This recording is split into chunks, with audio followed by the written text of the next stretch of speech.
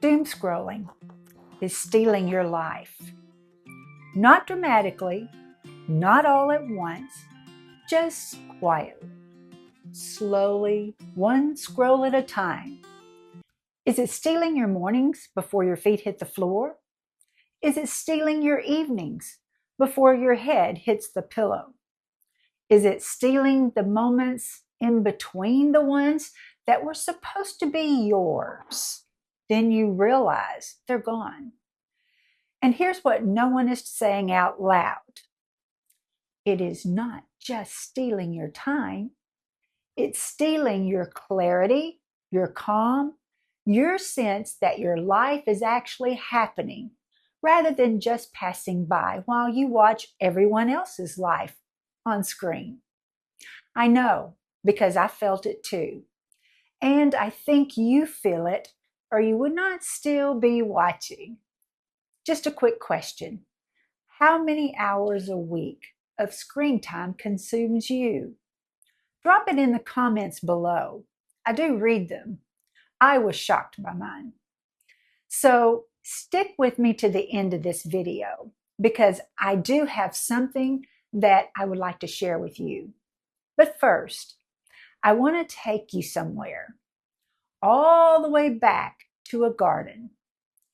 In Genesis 3:8, it says this, "And they heard the sound of the Lord God walking in the garden in the cool of the day."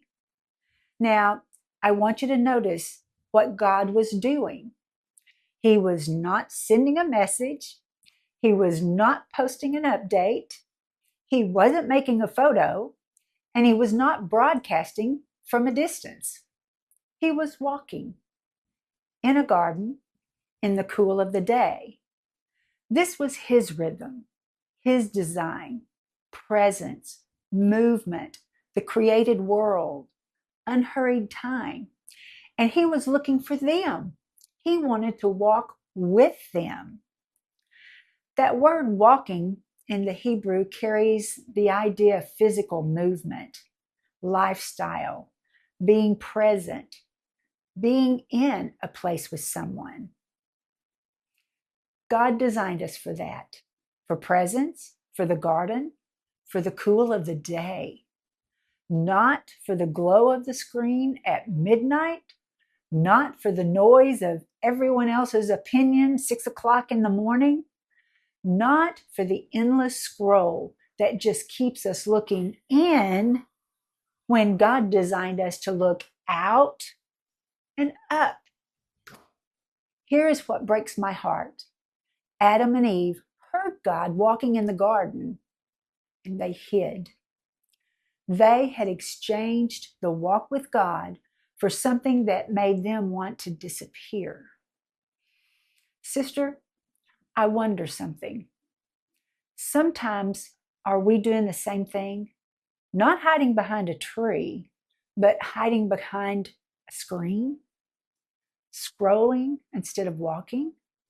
Consuming instead of experiencing? Watching life instead of living it? And all the while, God is still walking in the cool of the day, looking for us. Where are you? He asks, not in anger, in longing. He wants to walk with you in the world he made for you, through the life he designed for you. And I genuinely believe that some of what you're searching for on that screen is actually waiting for you outside of it. Can I tell you something? When Parker and I first met, I would rearrange my entire day to spend time with him. I was not dragging myself to go see him. I was not checking a box. I was counting the hours. There was this feeling, this tingling, this aliveness that came just from knowing that I was going to go be with him soon. And almost 50 years later, I still know what that feels like. and it just gets even better. And I'll tell you something else. Years ago, I found a group of women who loved to run as I did. And I loved those mornings so much with them. I set my alarm for 4:30 a.m. just to get out the door and to be with them. 4:30 in the morning, sister. And nobody drags themselves out of bed at 4:30 a.m. for something that they dread. You do that for something and someone that makes you come alive. I want to ask you something, and drop your comments below because I do read them. What is the one thing, the one person, the one place or experience that you would consistently get up at 4:30 a.m. for? And that brings me to something bigger. When was the last time you felt that way about time with God? Not dutifully, not guilty, not checking off your quiet time to do box, but genuinely anticipating time with Him, rearranging your morning or maybe your evening for Him, counting the hours until you could be still long enough to hear Him. I think for a lot of us, time with God has started to feel more like an obligation than like being the best part of our day. And I do not think that that's not who He wants us to be. I do not think that is who He designed us to be. What if walking with God the way He walked in that garden could feel less like a discipline and more like a date? Less like something we do for Him and more like something we get to do with Him. That is what I want for us this spring. So here's something that I've noticed. When we start getting outside, when we start lifting our eyes off of the screens and actually start walking in the world again, something seems to wake up.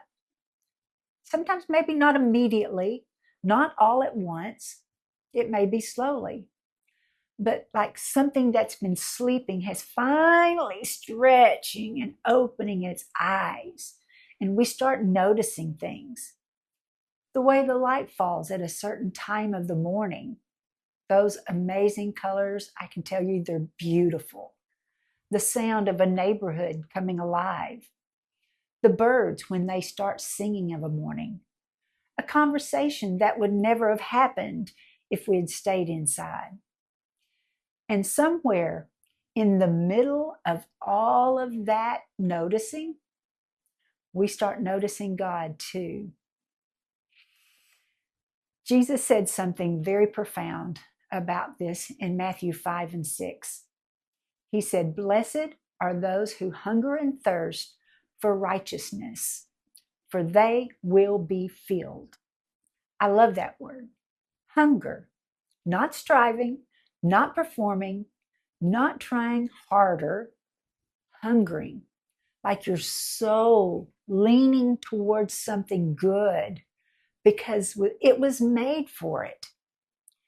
Here's what I want you to know. This does not require all of your time. It is not adding a burden to your day already that's full. What it is going to do is create in you a hunger, a curiosity, a quiet wondering, a sense that there is more going on around you than you have been stopping long enough to notice. And that hunger, oh sister, that hunger is a gift. Because when we are hungry, we will seek. And when we seek, we will find. And what we find out there in the world, in the ordinary and the unexpected, in the cool of the day, is Him. So this spring, I decided to do something. Not just for me, I'm going to do it for us. I've created something and I am so excited to tell you about it. But before I tell you what it is, let me tell you what it is not. It is not a screen time tracker. It is not a guilt trip. It is not a list of rules about how long you can be on your phone. It is an invitation to do what God designed you to do. Walk in the world. Notice what He's placed around you. Come back to yourself. Come back to Him. I told you at the beginning, I had something for you. So here it is. It's called the Sisters Eye Up Challenge. It runs April through June, 90 days, 6 Zoom meetings altogether. And in between those meetings, you live your life on a mission, not on a screen, a life that you choose. Every meeting has a moment called the Dare Card Draw. And I'm going to let that be a mystery. Because you know what? Sometimes the best things in life are just better experienced than explained. What I will tell you is this. By the time we gather for our last meeting in June, I pray we all will not be the same women who showed up in April. I have seen this happen before. I am believing for it to happen for you and me. The rest of the themes, the dare cards, the community, the teaching, that's waiting for you inside. And I want to protect that space for the women who say yes, who want to join us. Become 211 Sisters in the membership. It's $47 a month, and that gets you into the Zoom meetings, into our community offline, and into the Sister Eyes Up Challenge starting April 14th. The link is in the description below. And I would genuinely love to see your face in that room. But before I go, I want to say thank you for spending these few minutes with me today on this screen. I do not take it lightly. Your time is precious, and I appreciate you giving me some of it today. If this video stirred something deep in you, if it's encouraged you, if it's challenged you, or just made you put your phone down afterwards to go take a walk, would you do me a favor? Before you put it down, hit that subscribe button if you haven't done so already.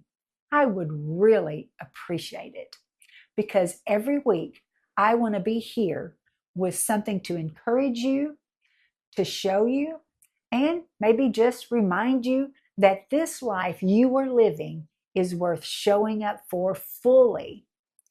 I would truly enjoy for you to be a part of the 211 Sisters community.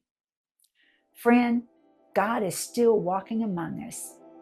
He is walking through our neighborhoods, through our ordinary days, through the places we drive past every day, and we don't even notice them now.